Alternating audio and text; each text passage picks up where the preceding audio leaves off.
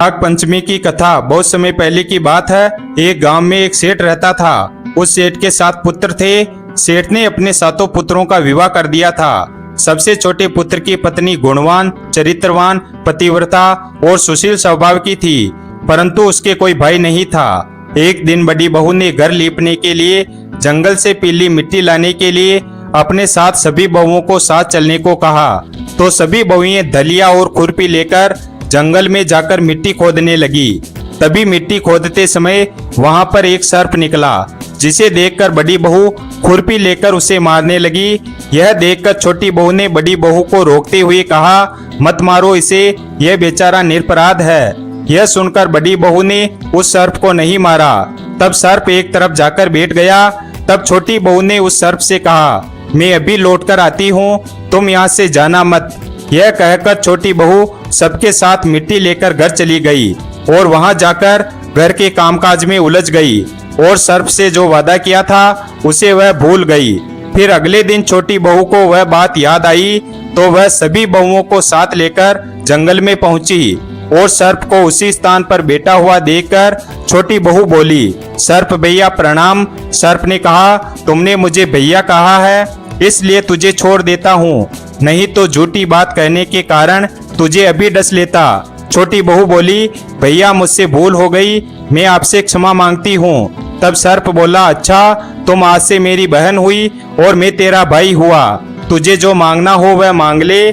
छोटी बहू बोली, भैया मेरे कोई भाई नहीं है, अच्छा हुआ जो तुम मेरे भाई बन गए हो। फिर कुछ दिन बीतने पर वह सर्प मनुष्य का रूप धारण करके उसके घर आया और बोला कि मेरी बहन को भेज दो, मैं उसे लेने आया हूँ। सब लोगों ने कहा कि इसके तो कोई भाई नहीं था, तो सर्प बोला, मैं दूर के रिश्ते में इसका भाई हूँ, बचपन में ही मैं बाहर चला गया था। उसके विश्वास दिलाने पर घर के लोगों ने छोटी बहू को उसके साथ भेज दिया। उसने रास्ते में छोटी बहू को बताया कि मैं वही सर्प हूँ, इसलिए तुम डरना नहीं, और जहाँ चलने में कठिनाई हो वहाँ मेरी पूंछ पकड़ लेना। उसने सर्प के कहे अनुसार ऐसा ही किया और इस प्रकार वह सर्प के घर पहुंच गई। वहां के धन ऐश्वर्य को देखकर छोटी बहू आश्चर्यचकित हो गई। वहां सर्प की माता ने छोटी बहू से कहा, बेटी मैं एक काम से बाहर जा रही हूँ, तुम अपने भाई को ठंडा दूध पिला देना। कुछ देर बीतने के बाद छोटी बहू को यह बात ध्यान न रही और उसने सर्प को गर्म दूध पिला दिया, जिससे सर्प का मुख बुरी तरह से जल गया। यह देखकर सर्प की माता बहुत क्रोधित हुई, परंतु सर्प के समझाने पर वह शांत हो गई। तब सर्प ने अपने माता पिता से कहा कि बहन को अब उसके घर भेज देना चाहिए।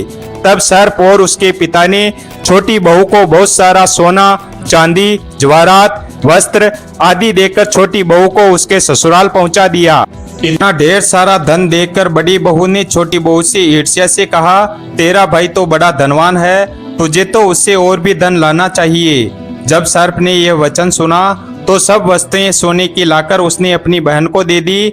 यह देखकर बड़ी बहू ने कहा, इन्हें झाड़ने की झाड़ू भी सोने की होनी चाहिए।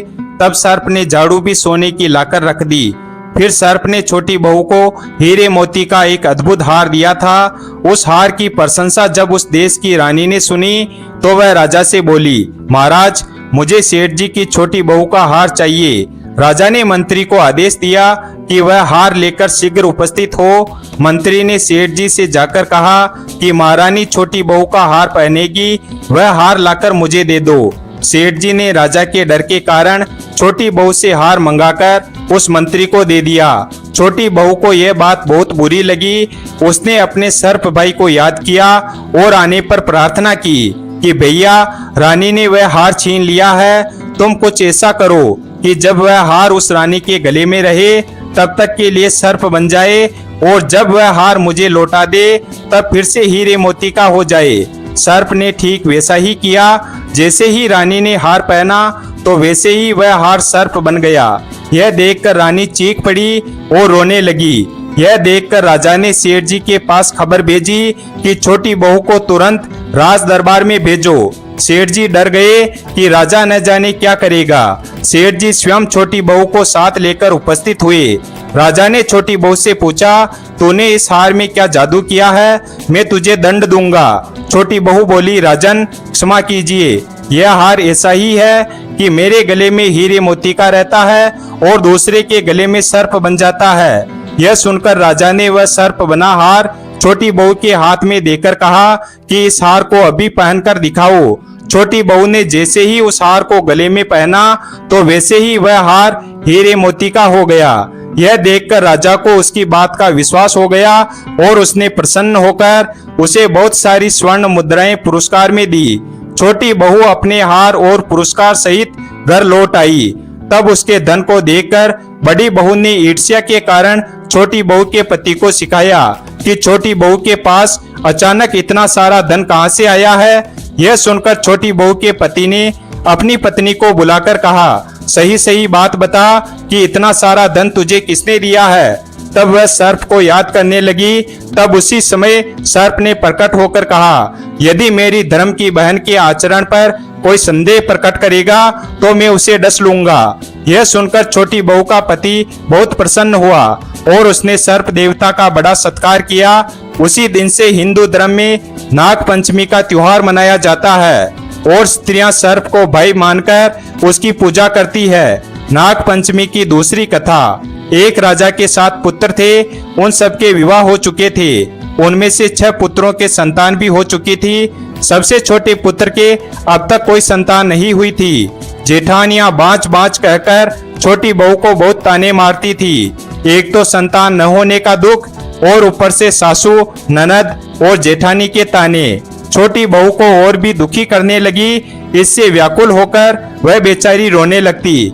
उसका पति उसे समझाता कि संतान होना या ना होना तो भाग्य के अधीन है, फिर तुम क्यों दुखी होती हो। तो वह कहती कि सुनते हो, सब लोग मुझे बाँच बाँच कहकर मेरी नाक में दम करके रखा है। पति की बात सुनकर उसे कुछ सांत्वना मिलती, परंतु फिर जब कोई ताने मारता तो वह रोने लगती। इस प्रकार एक दिन नाग पंचमी आई और चौथ की रात को छोटी बहू को सपने में 5 नाग दिखाई दिए।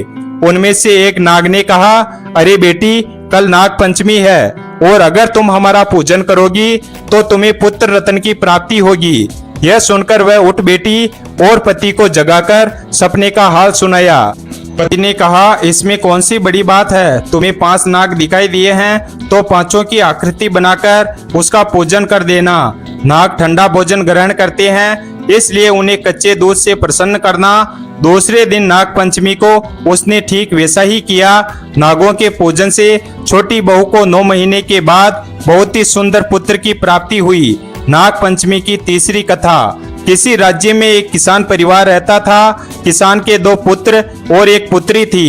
एक दिन खेत में हल जोतते समय हल से नाग के 3 बच्चे कुचलकर मर गए। नागिन पहले तो विलाप करती रही, फिर उसने अपनी संतान के हत्यारे से बदला लेने का संकल्प किया। रात्रि को नागिन ने किसान और उसकी पत्नी और उसके दोनों लड़कों को डस लिया। अगले दिन किसान की पुत्री को डसने के लिए नागिन फिर आई तो किसान की पुत्री ने दूध से भरा कटोरा उसके सामने रख दिया और हाथ जोड़कर क्षमा मांगने लगी। नागिन ने कन्या से प्रसन्न होकर उसके माता पिता और दोनों भाइयों को पुनः जीवित कर दिया। उस दिन श्रावण मास की शुक्ल पक्ष की पंचमी थी। तब से आज तक नागों के कोप से बचने के लिए नाग पंचमी के दिन नागों की पूजा की जाती है। वीडियो अगर पसंद आया हो तो वीडियो को लाइक और हमारे चैनल शिव भक्त को सब्सक्राइब करें और अपने दोस्तों के साथ शेयर करें। धन्यवाद। और कमेंट बॉक्स में जय नाग देवता अवश्य लिखें।